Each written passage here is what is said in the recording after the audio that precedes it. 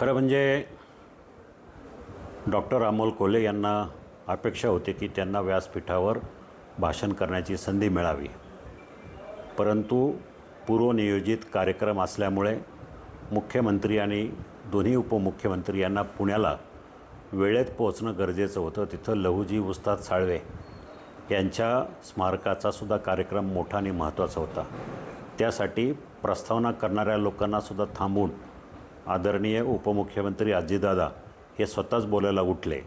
त्यानंतर डॉक्टर कोल्हे यांनी बाजूला बसलेल्या वळसे पाटलांना विनंती केली की मला पण बोलायचं होतं, पण त्यावेळेला त्यांना सांगण्यात आलं की आता अजितदादा बोलल्यानंतर दुसरं कोणी बोलणं शक्यच नाही. म्हणून अजितदादांचं भाषण संपल्यानंतर देवेंद्रजी बोलायला उठले. त्यावेळेस हे मला दुसरे कार्यक्रम सांगून बाहेर पडले आणि बाहेर पडल्यानंतर काय तुम्ही अजूनही पालकत्वाची वाट पाहताय? 95,000पेक्षा अधिकच्या कुटुंबाचे आयुष्य आनंदाने भरले आहे. आजच कॉल करा आणि मिळवा फर्टिलिटी ट्रीटमेंटवर सूट आणि सर्वांना द्या आनंदाची बातमी. खोटं नाटं सरकारच्या विरोधात किंवा हे व्यवस्थेच्या विरोधात नेहमीप्रमाणे सवयीप्रमाणे बोलायला लागले की बाबा मी उठलो कारण तिथं कुठेही शासकीय कार्यक्रम म्हणून हायजॅक केला गेला, राजकीय कार्यक्रम झाला आणि धाकल्या धान्यांचं म्हणजे धर्मवीर संभाजी महाराजांचे फोटो कुठंच नव्हते, कोणाचेच सगळ्याच लोकांनी त्यांचेच फोटो लावले. वस्तुस्थिती नाही आहे. मी तुम्हाला दाखवलं आता.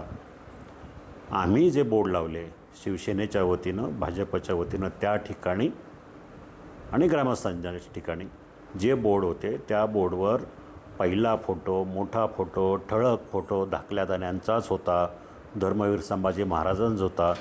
हे त्यांना माहिती आहे, परंतु कुठंतरी दिशाभूल करायची, लोकांना वेगळं मत त्यांच्या मनामध्ये व्हावं आमच्याबद्दल किंवा जनरली सरकारच्याबद्दल, हा त्यांचा खोटा हेतू होता. म्हणून त्यांनी असं विधान केलं.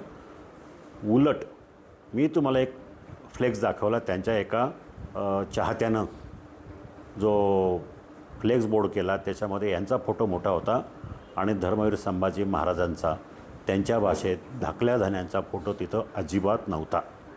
ही वस्तुस्थिती आहे. परंतु किती बोलायचं खोटं, रेटून किती बोलायचं हे त्यांच्याकडनं शिकावं.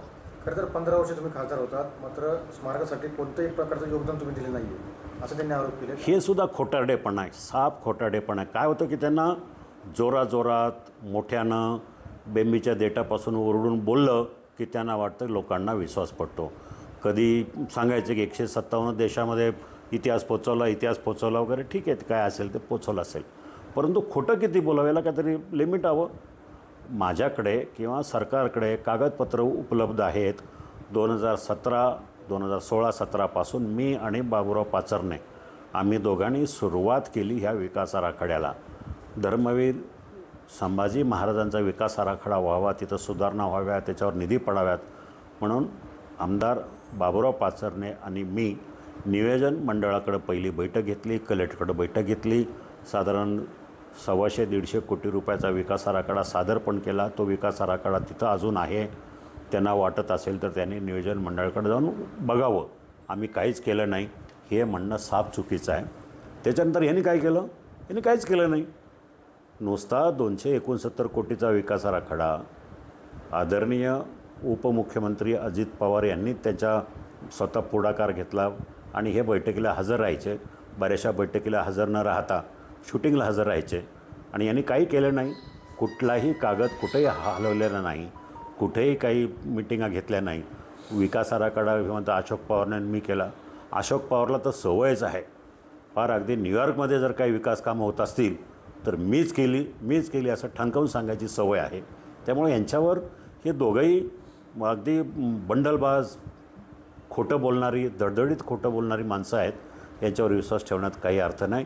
ह्या विकास आराखड्याचं काम 10 वर्षापूर्वी आम्हीच त्याला सुरुवात केली. 5 वर्षामध्ये वेस्ट गेली. त्याच्यानंतर त्याला चालना, त्याला मंजुरी, त्याला वाढीव निधी मीच मिळवून दिला. हे सगळं सरकारी कागदपत्रावरून तुम्हाला माहिती आहे. कोणतरी प्रॉपर्टीबद्दल सुद्धा तुमच्यावर त्यांनी नाराज व्यक्त केली, तुमच्यावर बोलले तर प्रॉपर्टी विकली तरी काय झालं हे सुद्धा पुन्हा दुसरा एक खोटेपणा आहे. आता काही कथा, कादंबऱ्या, नाटकं, पिक्चर याच्यामध्ये हे आभास निर्माण केला जातो. तसंच हे खोटं काहीतरी सांगायचं आणि मारून न्यायचं. त्यांचं असं म्हणणं की त्यांच्या नाटकाच्या वेळेला सुरुवातीला पैसे नव्हते, तर त्यांनी पैसे मागितले आणि ह्या माजी लोकप्रतिनिधींनी पैसे मागितले त्यांच्याकडं, तर ते म्हणाले याला अख्खा विकला तरी, त्याचं घरदार विकलं तरी ते पैसे परत मिळणार नाही. माझं म्हणणं आहे माझा काही त्याच्याशी संबंध नाही.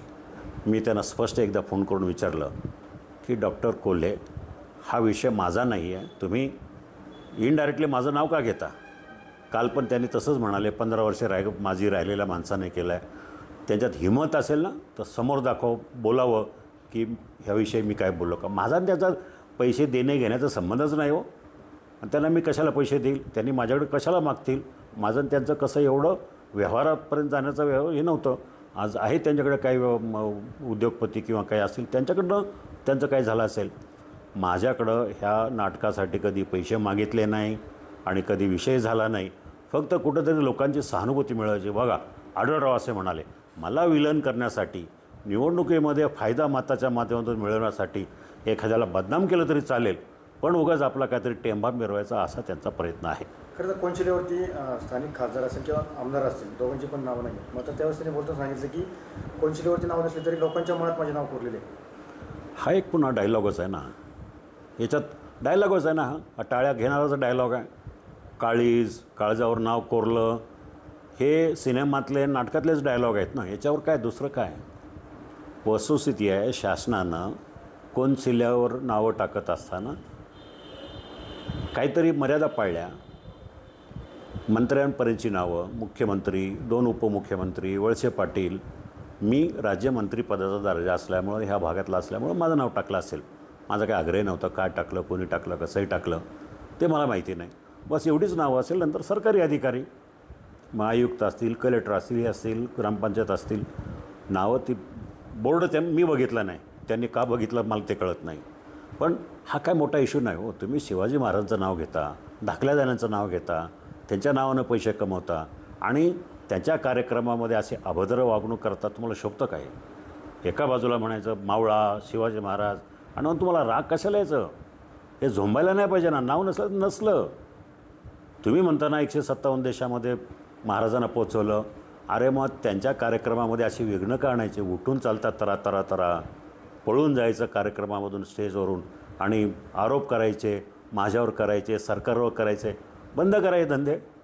निवडणूक आले म्हणून तुम्हाला आता हे सुचायला लागलं आहे. बस करा. कितपर्यंत लोकांना फसवणार?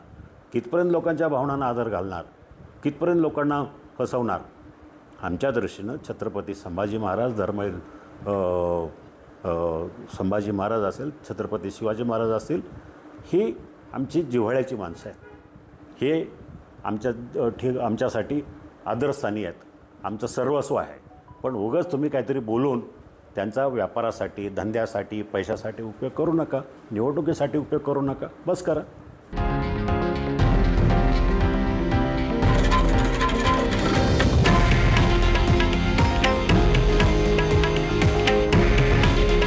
हे आहे देशातील नंबर 1 न्यूज नेटवर्क आणि आपण पाहत आहात TV9 मराठी.